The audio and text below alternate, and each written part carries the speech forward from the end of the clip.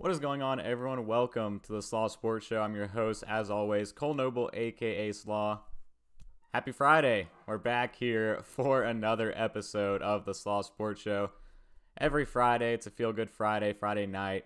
Here, wrapping up, the last 2 hours of the Friday, officially the weekend. So it's great to be back here today. Just great as always, just to end off the week here with you guys, like we always do. So today we got a pretty good episode on deck for us. Pretty good show on deck for this week. Got a little bit of stuff to talk about in the NFL, but mainly what I want to focus on today is the NBA, something we haven't focused on in a while, and I've been very NFL heavy, so I want to get back over into the NBA and just start talking about the play-in games, how they've gone so far. We got one more tonight to determine, I believe, the 8th seed in the West between the Memphis Grizzlies and the Golden State Warriors, and just how the playoff seeding in the bracket is set to really pan out in the NBA this year. So I'm excited about it, and let's go ahead and get started. But as you all know, we get started first with our show in the UFC Fight Night tomorrow night. Set again, like always, to be a great one. Let's go back and look at our Slaw's main card pick'ems of the week. Right now, we got an 11-5 record. Had two two fights on the main card, one title fight last week that we picked. So we are 9-5 and going into last week, and won both of our picks that we picked last Saturday. So we had Beneil Dariush we just picked him to win over Tony Ferguson. That one paid out for us. And then Charles Oliveira, we picked him by TKO to beat Michael Chandler to be the new title holder in his division. So two big wins we had for us under our belts last week. And this week we got a UFC bantamweight bout just for a fight night. Don't have a big card tomorrow night, but this one on the main card set up to be a pretty decent one, I would have to say, in my opinion. We got Rob Font going up against Cody Garbrandt. And Cody Garbrandt, we all know, a former title holder himself in the bantamweight division, and been slumping a little bit recently. So he's a kind of a guy where, in this fight, what we're looking at is the fact if Cody Garbrandt is going to be able to reach the top of this bantamweight division again, or is he well past his prime and currently on the downfall. So that's the big headline I have written down, I think, for this fight tomorrow night. But as always, we break it down. Let's look at the last 5 fights for both fighters. Look at some key stats to keep in mind, and then of course their fighting style, how it's all going to mesh and come together in order to give us our pick of the week. That, with the 11-5 record, I feel pretty confident in the way I've been able to divvy up these fights every week and determine an outcome every week on the show here is so far paid out in a big way. So I'm excited that that's gone the way it has. So we're doing great so far. So let's go ahead and break down this fight we're going to see tomorrow night between Rob Font and Cody Garbrandt in this main card. Again, back in Vegas on Saturday night tomorrow. So let's start here, of course, with the favorite. And the favorite for this one's actually going to be Rob Font, which I think is going to be pretty interesting. A -115 favorite tomorrow night against Cody Garbrandt, a guy with an 18-4 record in his career. And it's easy to see why I would think the bettors are favoring Rob Font in this one. Rob Font's much bigger, got a bigger build, he's got a bigger size, he's a lot more durable, can wear a lot more punches than Cody Garbrandt can. But on the flip side, he's not the best wrestler, and just overall, and we'll get into it when we break down Garbrandt, he's just got the size on him. He's got a big size advantage tomorrow night against Cody Garbrandt, and I think that's pretty much the only reason that he might be the favorite going into this fight tomorrow. It's just that size advantage he has against Cody Garbrandt. But you can look at the stats for Rob Font. This is a guy who's had 5 knockouts in the UFC, which is tied with Eddie Wineland for the second most in the bantamweight division, behind TJ Dillashaw, who has 7 knockouts in the bantamweight division. And an important stat to keep in mind here, especially if you think that this fight might go the distance in terms of picking it, in terms of, maybe even potentially betting on this fight. Keep in mind that Rob Font has a 5.21 significant strikes per minute that he lands on opponents. That is a key stat to keep in mind as you think about a potential 25-minute bout here. If this thing goes 5 rounds and goes all the way to the decision, every minute this guy's averaging 5 significant strikes to put on his card at the end whenever this could potentially go to a decision. Something definitely to keep in mind there for Rob Font. And another thing that is really putting him over the top, looking at this fight going forward and, looking at the betting line of this fight, recency is on Rob Font's side. This guy's won 4 of his last 5 fights and right now is hot. He is on a 3-fight win streak currently. 1 of them was by knockout, 2 of them by unanimous decision. And his last fight was in December 19th of last year. So recently hasn't fought. It's been a good 6 months since his last fight. But still, that last fight he did have was a big one back in December 19th against Marlon Moraes. Big fight by him. Big knockout there by Rob Font. And that's one that he desperately needed here. And Rob Font's a guy who's trying to make a name for himself. He really is. He's really trying to climb up the ranks in the bantamweight division and just start climbing the totem pole in the division and start leapfrogging some of these guys. And going up against a former title holder in this division in Garbrandt, potentially getting a win against him is going to be just even more impressive to have on his resume as he continues to build up again in this division. So Rob Font, that's the tail of the tape on his side. Now let's look at the former champion and title holder in Cody Garbrandt. In his career, he is 12-3. And like I said, he last, won the title and held the title in 2016. But since that year, he's gone down. And it's just a shame to what's happened to him the last, 5 years of his career. In 2017, he had a serious back injury that kept him out for pretty much the entire majority of the year and was just, hard for him to come back from, hard to get mentally back into it and get back into the game, the UFC. And then he's been knocked out in three of his last 3 fights. 3 of his last 3 fights, he has been knocked out. And 2 of them were by TJ Dillashaw. And, that's ranging from a span from 2017 to 2019. And just, 3 straight knockouts that he sustained coming off an injury. And, like I said, he was at the pinnacle. He was the title holder, had that bad injury in 2017, and then was knocked out 3 straight times after that. It really looked like that Cody Garbrandt was going down. Like he was no longer in it, no longer, it was hard for him to try to get his heart back into the game. Just matching up wise, he was struggling against opponents. Those 3 fights, it just really sadly looked like that Garbrandt was going down in terms of his prime and that we finally saw the end of the prime of Cody Garbrandt. But then came his last fight in June 6th, 2020, when he knocked out Rafael Assunção. When he knocked him out in the second round, Assunção, that was a huge win by Cody Garbrandt. Because like I said, this guy looked like he was out of it. Everyone was starting to write him off. But then all of a sudden he comes in, last year in June, gets a knockout in the second round. And all of a sudden people remembered who Cody Garbrandt was. And remember that potentially he could be back and, make it back up to the top again and is not out of his prime. But of course, it all comes down to tomorrow night. And if he can sustain that and build on from that win he had back in June and, come back and do that again tomorrow night. And looking at his stats, right now he has a 1.58 knockdowns per 15 minutes. So a guy who can strike you down fairly quickly. Highest average in bantamweight history. And also has 9 knockdowns in the bantamweight division, which is tied for the most in his division as well. And not to mention, I talked about the 5.21 average significant strikes per minute for Rob Font. On the flip side, however, for Cody Garbrandt, he has a 64.8 significant strike defense on his side. So a successful defense against significant strikes.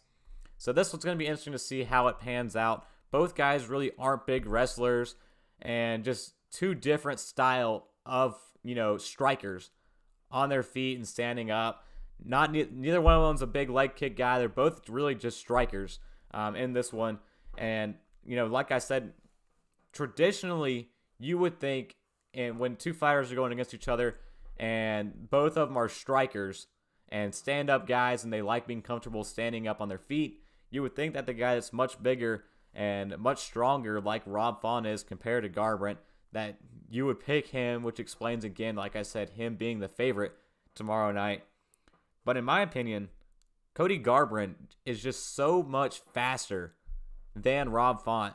And I feel like if he uses that to his advantage, plays this fight smart, goes out tomorrow night and just, keeps his distance, and then when he gets in close, lands multiple strikes really quick, where really Font has no, can't even control what's happening to him, and is just getting, hit over and over again, strike, strike, strike, strike, strike.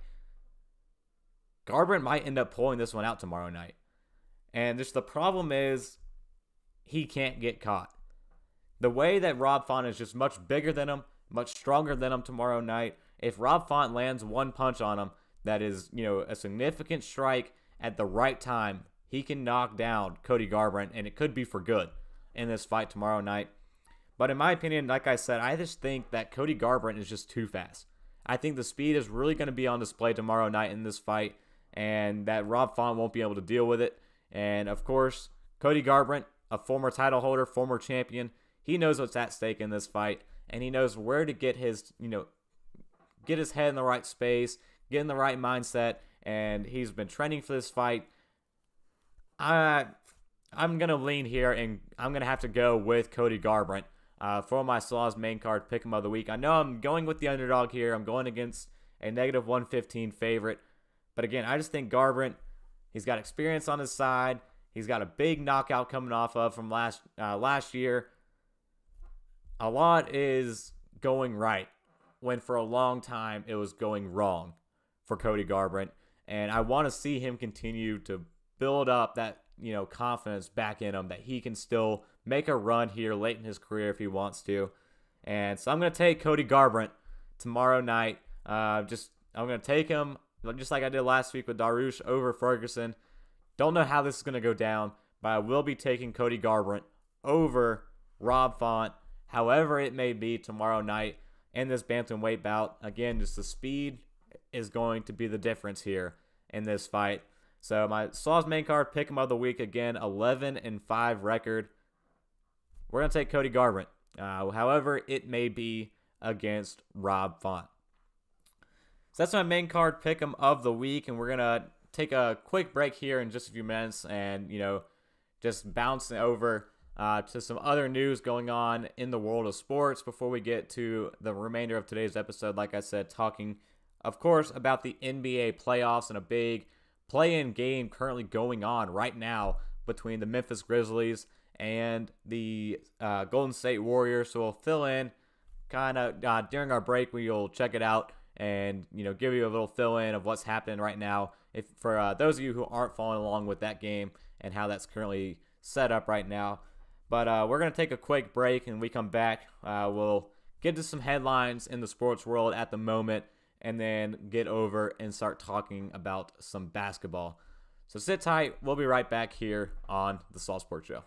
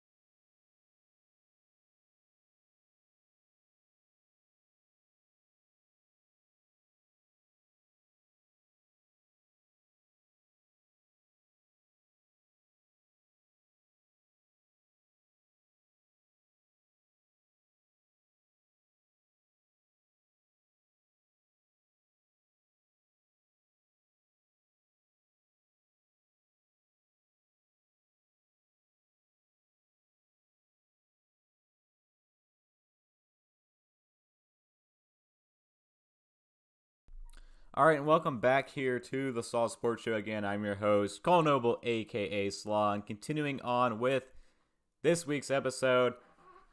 And just welcome back to the show. Now we're going to streamline over and start talking about some headlines going on in the sports world, and then, of course, continue on with the remainder of the episode as I discussed before we went to a break.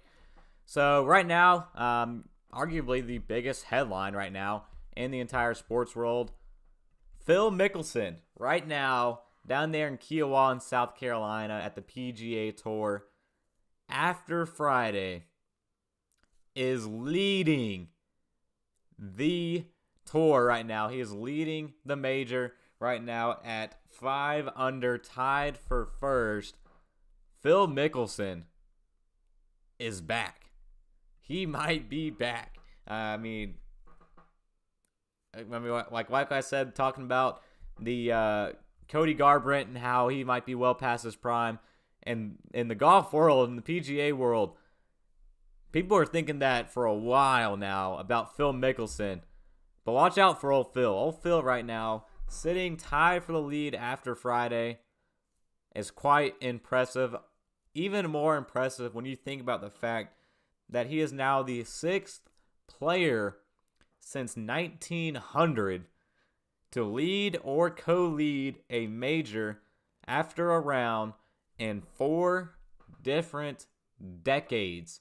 Quite incredible for Phil Mickelson. Again, the old guy coming back here and just straight up taking it by storm here. 5 under after Friday. Pretty great to see Phil back in. Great to see, the good thumbs up on after a good putt like he always does. And just exciting to see Phil Mickelson back in the lead after Friday so far in Kiawah. And that's so far through Thursday through Friday. It's looking like a great, round and weekend tournament there for the PGA Tour. And even more so if Phil can hold on to this. If old Phil Mickelson can hold on to this lead that he's currently tied in at 5 under par, and end up pulling this thing out all the way through Sunday, it'd be great to see old Phil Mickelson back and winning yet another major in his career. So shout out to Phil Mickelson, currently leading again right now through Friday. So now let's go over to the NFL and start talking about some headlines here. Spend a little bit of time here. Of course, it's a Slaw Sports Show. We got to spend a little bit of time in the NFL. And speaking of time, it's Tim Tebow time. Tim Tebow has official paper to pen signed, has the jersey, has the has the jersey on, has the new number 85, the same number he wore in the minors when he first joined with the Mets. He was at practice. Tim Tebow was at practice. And here, my NFL update at my sports update. Tim Tebow, thanks to WJXT4. Tim Tebow is at practice, guys. News4Jax reported Tim Tebow was at minicamp, at practice. This was not a hoax all along, not a big media scam posse. This is actually happening. Tim Tebow is officially in uniform and at practice with the Jacksonville Jaguars. It's Tebow time. Tebow's back in the NFL as of right now. We'll see how things play out, of course, during training camp and the rest of OTAs, minicamp, and all of that. But Tim Tebow signed, and the terms is a 1-year deal, $920,000. So the veteran minimum, no guarantees at all for Tim Tebow. Veteran minimum, again, with no guarantees. But Tim Tebow is back and he's fighting for a job.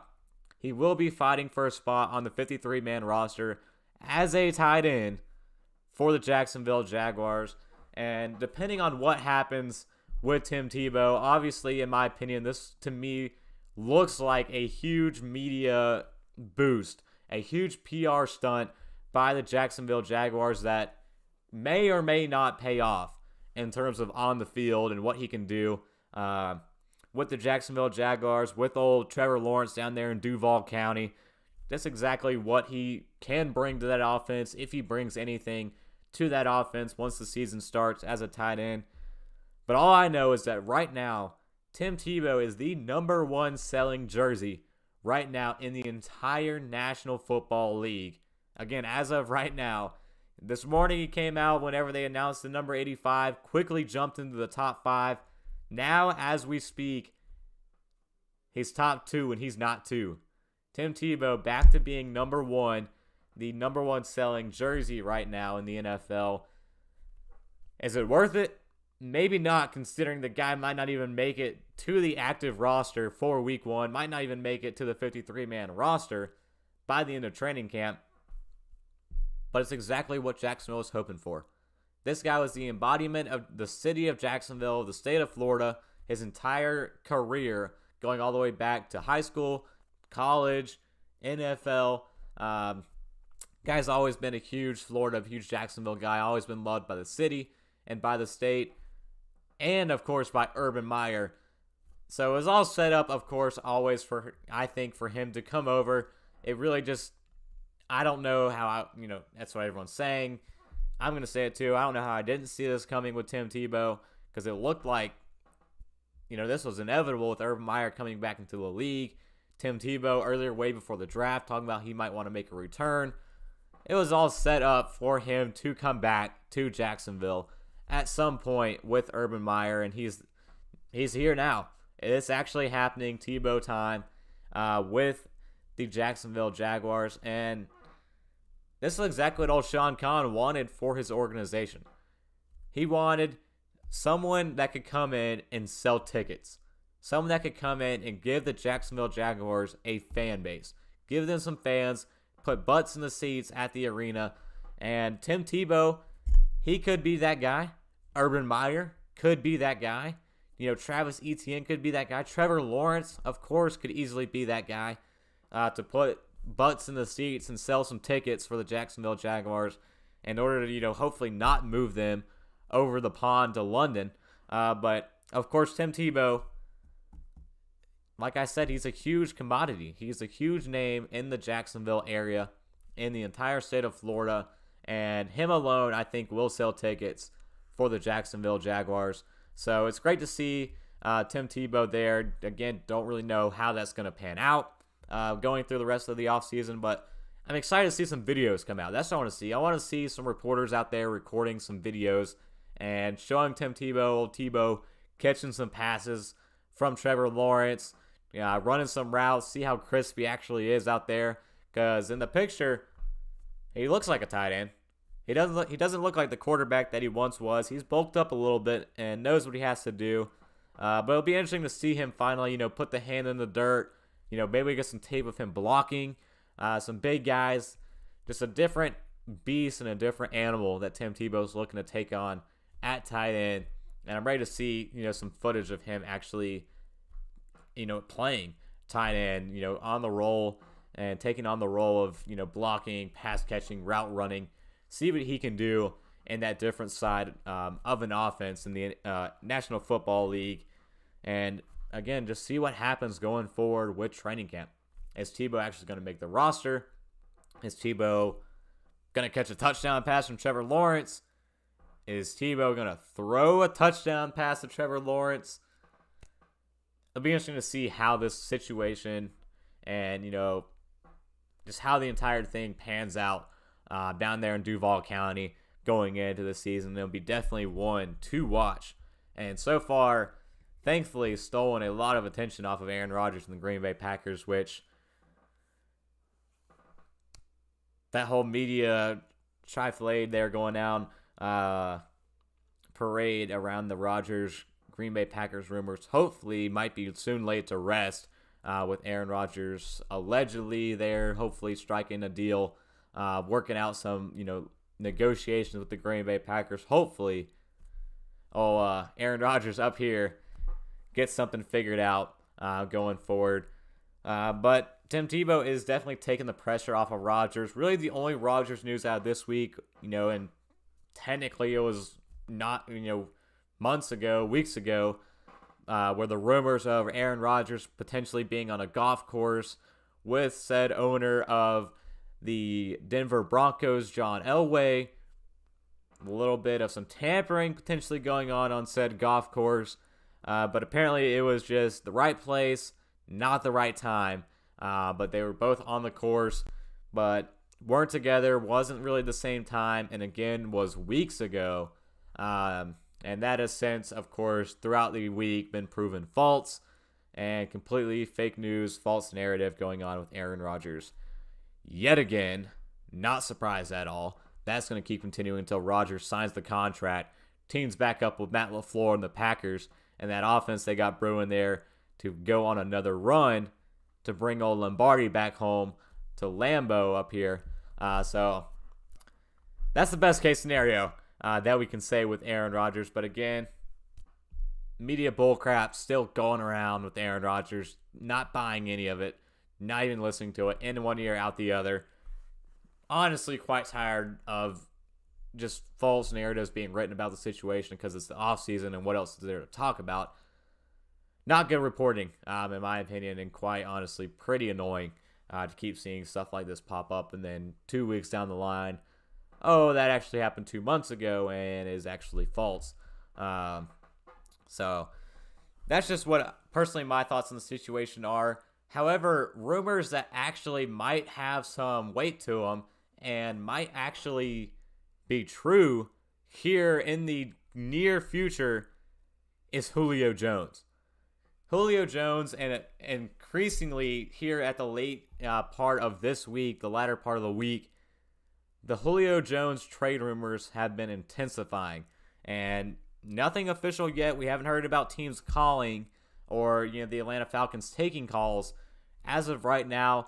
But just the way our general manager Terry Fontenot's talking, and Arthur Smith, their head coach, is talking.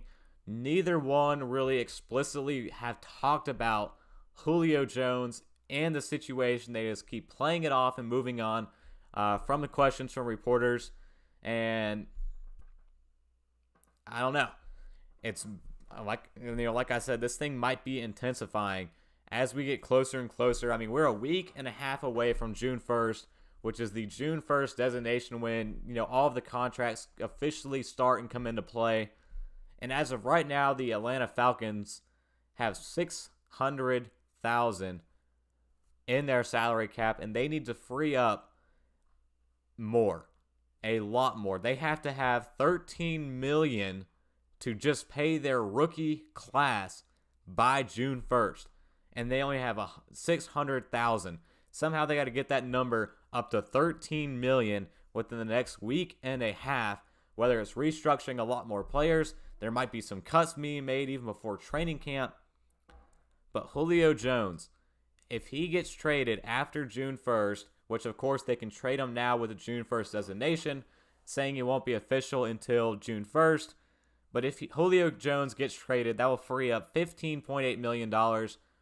Boom, you're out of your cap situation, but you're out of your all-pro franchise-leading wide receiver in Julio Jones. So the Atlanta Falcons right now have a huge, important decision that they have to make with Julio Jones right now. And it's a ticking time bomb. The clock is ticking with this entire situation of what's going to happen with Julio Jones going forward with this entire situation. And in my opinion, it's hard to really understand how Atlanta can free up over $12 million to get to that $13 million that they need to free up in terms of signing their rookie class this season. And of course, I mean, a big number on that is Kyle Pitts, who has one of the highest tight end contracts already in NFL history. Hasn't played a snap in the NFL. Pro Football Focus said Kyle Pitts is their fourth-ranked tight end in the entire National Football League, behind Kelsey, George Kittle, and Darren Waller. Quite a lot of praise for a guy who has not played a single snap in the National Football League. But the upside's there for Kyle Pitts. And even more so, if Julio Jones is traded, just frees up that offense completely for Kyle Pitts and, of course, Calvin Ridley. So this will be an interesting one to watch here, going especially into this next week as we get closer to June 1st. What's going to happen here with the Atlanta Falcons if they start taking calls, if they like an offer that they could, potentially move on from Julio Jones. All of this is a real possibility as we approach the coming weeks. This one is, I see this happening 3 times more than I see Aaron Rodgers getting traded at any point this offseason. Julio Jones trading within the next week, I see happening way more, again, 3 times more than Aaron Rodgers over the entire offseason. So you think about this Julio Jones trade. If this were to go down, who would be the team that would make that call? Obviously, I would love to see the Green Bay Packers. I would love to see the Green Bay Packers add Julio Jones alongside Devontae Adams. Of course, we got Amari Rodgers, most likely going to play the slot gadget role as a rookie. Aaron Jones, Aaron Rodgers, if we keep him, get a restructure from Rodgers, bring in Julio Jones' contract. But I don't think technically even after a restructure, it's feasible financially to add in a guy like Julio Jones to our offense just with the cap number he's going to have going into this season. So I think the Green Bay Packers, unfortunately, I'm going to say this, are out on Julio Jones. Hopefully I'm saying that because they will do it, because every time I say the Packers should do something, it goes the opposite way. But I think the Green Bay Packers will be a team that will be out, obviously, of course, with their situation cap-wise, personnel-wise, and Brian Gutekunst ain't going to make no trade like getting Julio Jones anytime soon. Never trade heavy and never makes any great moves to begin with. So I don't see that happening from the Green Bay Packers, but let's actually look at some potential teams that this could happen for. And, no particular order, just going to list some teams and, how that offense could potentially look. Adding a guy like Julio Jones in, again, an all-pro caliber wide receiver who I still think has a lot more dominant, seasons still left in him, at least 4 more great seasons still in him in the tank if he gets back and healthy for a full stretch. So first off, the Raiders. I think the Raiders could be a big one here. Obviously, still needing that number 1 option. Couldn't get it in the draft. Didn't get it in free agency. They're not going to roll things with Henry Ruggs being their number 1 wide receiver, in my opinion. So I do think a trade could be made by John Gruden and Mike Mayock that could land Julio Jones with the Raiders. They've been in on Julio Jones in the past, especially John Gruden has been in love and infatuated with Julio Jones his entire career. Giving a guy like Derek Carr, a guy like Julio Jones in his offense can just put the Raiders' offense to a completely different level in terms of their passing attack. Josh Jacobs in the backfield opens things up for Darren Waller potentially being one of the top tight ends in the entire league. So I think the Raiders could be a really strong, realistic land point if they get greedy and think that, in my opinion, I've talked about this with the Raiders, this is their year to either go all in or at the end of the year blow it all up if it fails again. Just how John Gruden's contract, where it's currently sitting at. So I think if the Raiders want to go all in and prove something here, Julio Jones would be the way to go in order to get that team up to the next level. Another team to keep in mind, the New England Patriots. The New England Patriots realistically are a team to keep in mind here for a Julio Jones trade. They got the capital needed to trade for Julio Jones. They also have still, I think, a top 3, I know for a fact top 5, I'm pretty sure top 3 cap space still in the NFL. Salary cap still left over.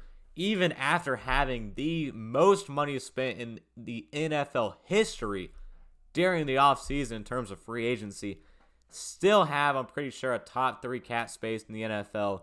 They can easily land a guy like Julio Jones, Nelson Aguilar, and Kendrick Bourne, and, Jacoby Myers, N'Keal Harry.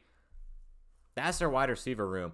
And I don't see New England running a successful offense with Nelson Aguilar and Kendrick Bourne being the top 2 wide receivers. But Julio Jones, however, he could be a great number 1 option for a Mac Jones, for a Cam Newton in that offense in New England with Jonnu Smith and Hunter Henry at tight end. That would be an exciting offense to watch if they add Julio Jones, giving that guy potentially to Josh McDaniels. Let him work. Let Bill Belichick work with the entire team. Bring New England back, potentially, if they land Julio Jones. Another team, I would say actually both LA teams. Both the LA Chargers and the LA Rams. The LA Chargers, again, the capital needed to land a trade for Julio Jones. The Chargers giving, Justin Herbert, young, up-and-coming, promising future franchise quarterback, give him a option alongside Keenan Allen. Frees things up for Keenan Allen. Offense in general overall gets him better. Improves even more around a young quarterback with Julio Jones there. That could happen. LA Rams, they don't have the capital, but it is the LA Rams. I'm never ruling anything out anymore with the LA Rams in terms of what they could potentially do via trade. They could land Julio Jones and add him to that offense from Matthew Stafford alongside Robert Woods, Tutu Atwell, Cooper Kupp, Deshaun Jackson, Van Jefferson, all those guys in that offense just at the wide receiver position. Make that offense even more incredible with an incredible defense on the other side. Why not for the LA Rams? And then two more teams I would just have to say to keep an eye on. Indianapolis Colts, another team looking potentially for number one wide receiver to go along with T.Y. Hilton. The Colts, I said it on my episode I had on Wednesday talking about top quarterbacks under pressure. The Indianapolis Colts approached this offseason not as aggressive as I would have liked. I would have liked them to do a lot more considering they're a team that's right there on the borderline of being a real Super Bowl contender to keep an eye on. That one, a team that could be a potential threat. Really all they did was add Carson Wentz. So I would love to see them add something more to their offense, like a Julio Jones. And last but not least, the Tennessee Titans. Maybe they, look to build their offense a different way with Arthur Smith gone. And again, wide receiver room not looking too hot right now for the Tennessee Titans outside of A.J. Brown. They lost Corey Davis in the offseason, lost Adam Humphries in the offseason, lost Jonnu Smith in the offseason, lost their offensive coordinator and Arthur Smith in the offseason. The Titans could add a guy like Julio Jones to keep their offense up there in the upper echelon of the AFC, and in order to keep them somewhat alive going forward next year in the AFC South and try to repeat again as division champs, they could add somebody in like Julio Jones. And we could all just be saying this for not. Who knows with Julio Jones? He could, potentially not even get traded. The Atlanta Falcons could figure something out where they figured, just rework the contract with Matt Ryan, rework the contract with Julio Jones, spread some more money out, send some more money down the line in future years, and could make it to where they can free up this over $12 million necessary to add and sign their free agent class. I would not say it's completely out of the picture for the Atlanta Falcons to hold on to Julio Jones, but at the same time, I'm not ruling out a trade going in tomorrow night. All right, excuse me, not tomorrow night. Going in to next week, for a trade potentially for Julio Jones to go down. And also, pulling this up here, a little bit of some recruiting going on by DeAndre Hopkins. DeAndre Hopkins said he was asked at the gym if he would restructure his contract for Julio Jones. He replied to a gif of 2 thumbs up. So could Julio even going over to Arizona with, J.J. Watt and the gang that's going down there and teaming up with Cliff Kingsbury and Kyler Murray down in the desert? Maybe they keep that air raid offense potentially brewing with Cliff Kingsbury in Arizona. We'll just have to see.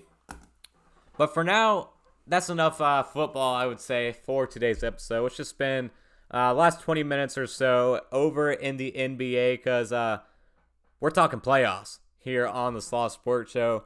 The playoffs officially, technically begin tomorrow with the play-in game going down. That is going on right now between, of course, the Golden State Warriors and the Memphis Grizzlies. Right now, the Grizzlies up 67-53 against the Warriors with 8.5 to go in the third quarter. So right now, the Grizzlies are on top against Steph Curry and the gang with the Golden State Warriors. So let's look back just real quick of the week we just saw in the NBA so far through the play-in games. I liked it. I thought it was a great idea. I thought it worked out perfectly. Made so far the playoffs a lot more competitive, opening up to more teams. And we saw some great games, especially, the Lakers, Golden State Warriors game that we'll get into. But the first play-in games started on Tuesday. The first game, the Indiana Pacers, they took on the Charlotte Hornets, the home team down here in Carolina. Got sent packing by the Indiana Pacers, 144 to 117. LaMelo Ball and the Buzz Hornets get sent down against the Pacers, and the Pacers, clinch a spot to play in potentially for an 8 seed in the playoffs. But again, that was on Tuesday. We'll talk about the outcome of their next game. So the other game on Tuesday, the Boston Celtics, they locked up the number 7 seed in a 118 to 100 victory against the Washington Wizards. And then we move on over to Wednesday. Wednesday, we saw the great game, the LA Lakers against the Golden State Warriors, the clash of the Titans between LeBron James and Steph Curry. Everyone loves those two matchups. We've seen it for pretty much the last decade. Those two being the guys in the NBA. The LA Lakers and LeBron James saw 3 rims, shot at the middle one, drained it there in the final minute. They won 103 to 100 in that game. Golden State had to play, like we said, tonight, playing in for that 8 spot against the Grizzlies. As for the Grizzlies, they sent the Spurs home again on Wednesday, 100 to 96. So that was the first 2 days of the play-in, tournament for the playoffs. Then we go over to Thursday. The Wizards back against the ropes, playing for the 8th spot against the Indiana Pacers. They sent the Pacers packing 144 to 115. The Wizards clinched the 8th spot in the Eastern Conference. And then, of course, tonight on Friday, we got the Golden State Warriors, like we just said, currently playing the Grizzlies down right now in the third quarter. They're playing for that number 8 spot in the playoffs. So the play-ins after tonight officially over, I thought it was a great idea. I thought these games were electric. A lot of energy, really just opens it up. The playoff energy started 4 days earlier than it should have, and these teams are fighting for spots to get in, and I loved it. A lot of energy in these games. I would say the worst game that I watched was the Pacers-Hornets game. Just really wasn't a game throughout that entire thing. But some of these other games were great ones. Celtics-Washington was a great game. Lakers-Golden State was a great game on Wednesday. And haven't checked out much of the game going on right now. We might be able to check out the final quarter of that one to see how Golden State's doing, if they're able to come back and gnaw back against the Grizzlies. But let's go ahead and pull up here the bracket. Let's pull up the playoff bracket currently set here. Again, missing the winner of Golden State and Memphis up here against the Utah Jazz, being that 8th spot in the Western Conference. So it's set up to be a pretty great playoffs, in my opinion. A lot of awesome matchups. Just the first, I like all the matchups, quite personally. How this board set up, how this bracket set up for the very first round. Golden State or Memphis against the Jazz. That's going to be a great one.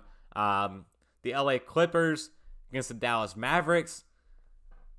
We get a little bit of some revenge from last season here with Luka Doncic. Maybe Porzingis get some action here. Boban, maybe get some playoff Boban magic going for Dallas against Kawhi Leonard, Paul George, and the gang for the Clippers.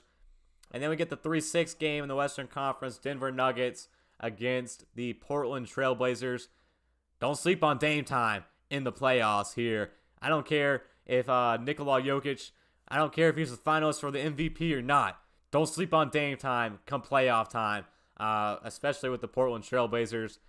This is a huge game here, I think, and a huge series for Portland and Damian Lillard.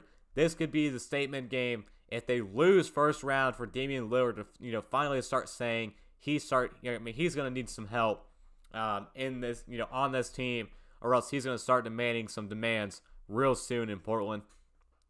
And then we got the 2-7 game. The Lakers actually favored. First time a 7 seed in the NBA playoffs favored over the 2 seed against the Phoenix Suns.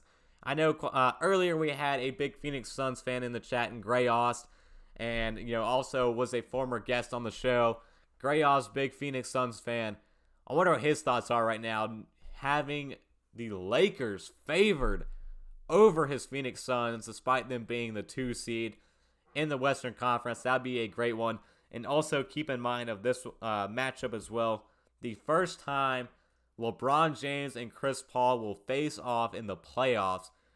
I'm pretty sure over 30 years combined by the two of them in the NBA. First time a playoff postseason matchup is going to happen between these two greats. That's going to be a great matchup with the Suns and the Lakers. That's just the Western Conference. Then we look over here to the other side with our Eastern Conference setup bracket. Again, this bracket brought to us with CBS Sports. Thanks to CBS Sports for this bracket. So the Eastern Conference, the 1 and 8 seed, the Wizards will be facing the 76ers. Washington Wizards do make the playoffs. At one point, I'm pretty sure they had a 0.6 chance of making the playoffs this season. But Russell Westbrook got things together going forward, of course, with Bradley Beal, and got this thing set up going down here in this one. Got, back against the wall. They went off, Bradley Beal and Russell Westbrook, and got them back into the playoffs. But they'll be facing the 1 seed against Joel Embiid, another MVP finalist in the NBA, with the 76ers as the 1 seed. We got the 4-5 game. The New York Knicks against the Atlanta Hawks. The Knicks might be back in the Eastern Conference, ladies and gentlemen. They had a great season this year, back in the playoffs. Had a sell-out first playoff home game series since 2013. Their home games of the series officially sold out. Congrats to the New York Knicks. You guys might be back with Julius Randle having a great season. The rest of the Knicks, D Rose coming off the bench, is having a great season as well for New York. And then we got the Milwaukee Bucks, my team, against the Miami Heat, who knocked us out last year. We got them in the first round. We're better this year than we were last year. The Heat, nowhere near as good as they were this year as they were last year. We want our revenge in the first round against the Miami Heat. I'm excited about that one. I wanted the revenge. But again, this 2-7 game, Boston Celtics coming in as a 7 seed. They're taking on the big 3 with the Brooklyn Nets. Kevin Durant, Kyrie Irving, and James Harden. If we beat the Heat with the Milwaukee Bucks, I think we will be seeing that matchup against the Brooklyn Nets. Bring on the big 3. We want all the smoke here. I'm really confident about our Bucks team this year. Felt like we got all the pieces needed to surround Giannis. But again, playoff time, that's all that matters. How good you play in the playoffs is all that matters. And we'll see if the Bucks can put something together this year. Unlike what we saw last year, couldn't quite get across the finish line in typical Milwaukee, Wisconsin fashion in the playoffs. But looking at the slate of these games, the Nets Celtics series, that will begin at 8 p.m. on Saturday. And again, just run down the times for these ones as we wrap up this week's show. Milwaukee Bucks against the Miami Heat. That game will start again tomorrow as well, 2 p.m. They got the first game on Saturday, Bucks versus Heat, to kick off the playoffs. Continue on up the list, Knicks and the Atlanta Hawks. That game will start on Sunday night at 7 p.m. First game 1 of that series, Wizards 76ers. That one begins Sixers Wizards 1 p.m. on Sunday, the early Sunday game. And then switch over, Western Conference, Lakers against the Suns. 3:30 start time there on Sunday. And then Trailblazers, Nuggets, that one kicks off game 1. 10:30 Saturday night. Tomorrow night is the late game. Portland against Denver. And then, of course, Dallas, LA Clippers, 4:30 tomorrow as well on Saturday. And then, of course, the outcome of this Utah Jazz, of this Grizzlies Golden State Warriors game.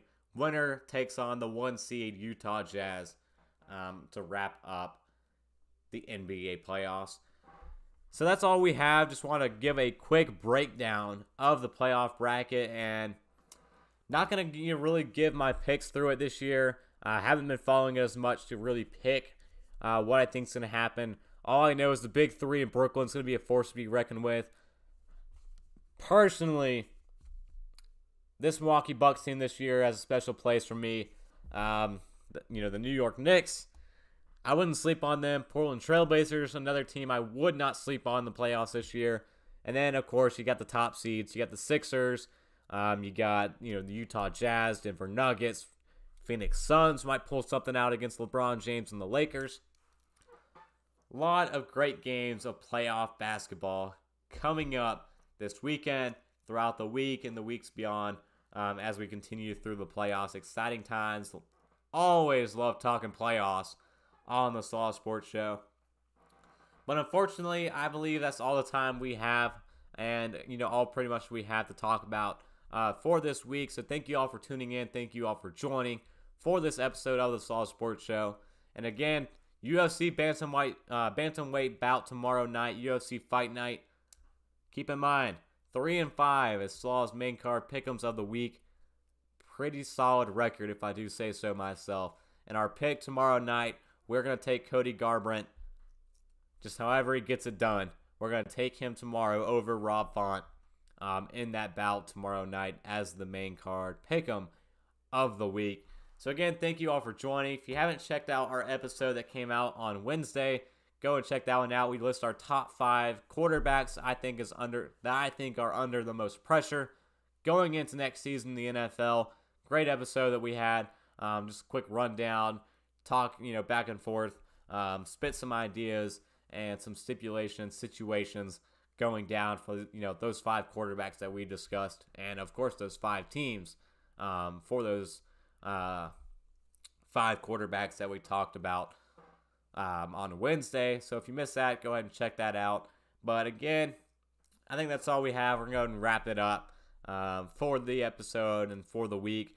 We'll see you guys live on Friday next week, but also we'll be having an episode potentially get uploaded on Wednesday as well. That's what I'm hoping to have. Next week, we are hoping to potentially have a guest on the show for next week's episode. Special guest. I'm excited about this one, having this guy on for the first time, a guy who knows a lot, and we're going to be able to really pick his brain and see what he has to say about the NFL.